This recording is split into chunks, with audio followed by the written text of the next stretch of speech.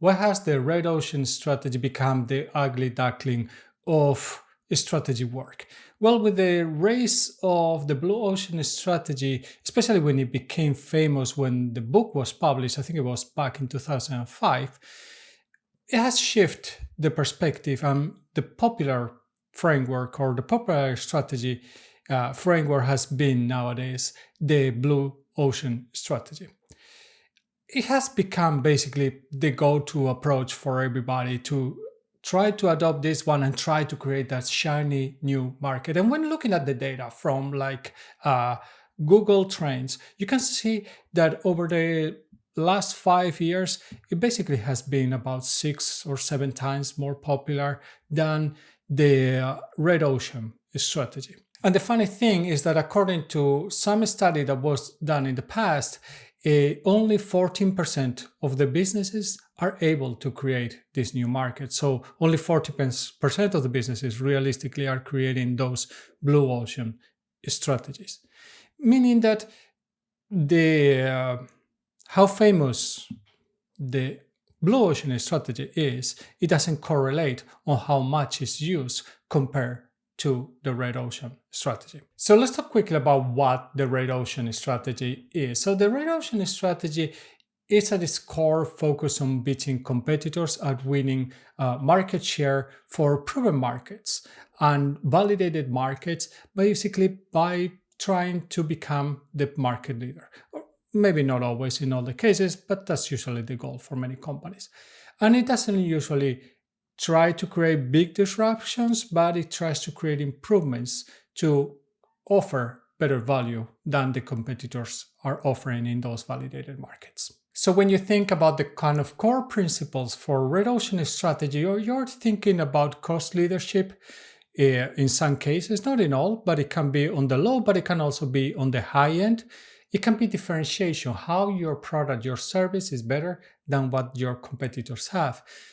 They concentrate on proven markets. It's a proven market. There is no risk of entering that market because people understand, companies or businesses understand what are the needs of the market, and it has been validated by the customers. You're not trying to sell something completely new to customers that might not even be aware that they need that solution, that product that you're trying to sell them. Focuses a lot on scalable execution with operational improvements, and of course they focus as well on beating the competition. And for most of you, this is the type of strategic work that the company you are working on is actually following. So why is the blue ocean strategy maybe more famous? Why it doesn't really work all the time? So first of all, a new company might come out like Apple, create a new product like they did back in the day with the iPhone. Basically, they are creating a new market. Apple used to be really good at creating those new markets, creating those blue ocean strategies. But at some point, when those new markets are created, they start to mature, and the focus of the company stops being so much on the innovation and it starts to focus much more on the profitability and the growth of the business. And you can see that this is what it has been happening over time with Apple, when it used to be a much more innovative company, where nowadays is a company that's much more focused on growing market share, on innovating and improving slowly the product compared to what the jumps that they used to do in the past. And the new products that they have introduced, well, they had not been the new market creators that they used to have with like the iPad, the iPhone, even the iPod. So why those companies have a hard time to stay being a blue ocean or keeping a blue ocean strategy? Well, first of all, it is hard. It is very difficult for a company to stay innovative all the time. And at some point, if you are very successful in creating that blue ocean for your product, the problem is that the blue ocean grows, meaning that the market share for you grows of what that product is.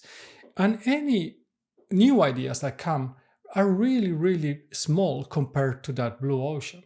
So it's very difficult sometimes for them to really focus or put the investment or the new initiatives that they are willing to take They have, when in the past they were smaller in market size, nowadays they had to be much bigger because they have to really bring the business forward and not just move a 1% the business, but move like several percentage points the business forward. At least that should be on the long term. Another one is profits. Well, as the market matures, there is a much more focus on profitability than there used to be in the past, that they used to be in the beginning, where the focus was more in innovation, in growth, in taking market share. The third one is competition. At some point, when you create a new market, competitors start to rise and they want also a piece of the pie, which means that that market starts to be more mature, and it starts to have competitors that have relatively similar offering, and it becomes more and more difficult to be different from those competitors, which is something that you can see in the mobile phone market nowadays. And of course, the red ocean strategy has its downsides because, as you can imagine, there are different aspects that are going to make it difficult to be in a red ocean strategy when there's too many competitors. First of all, there's competition. The competition can be very intense. You can see the mobile phone nowadays. There are price wars where you can see that all the mobile, the tiers, they are priced at the same levels, and then there's kind of competition on the discounts and so on. Innovation starts to be slower. There's not that many new ideas that are put into the market, and the ones that come in, sometimes they are so different, and maybe they're trying to create more like a blue ocean strategy with like the foldable phones, but they don't seem to be maybe getting the traction that they would hope for.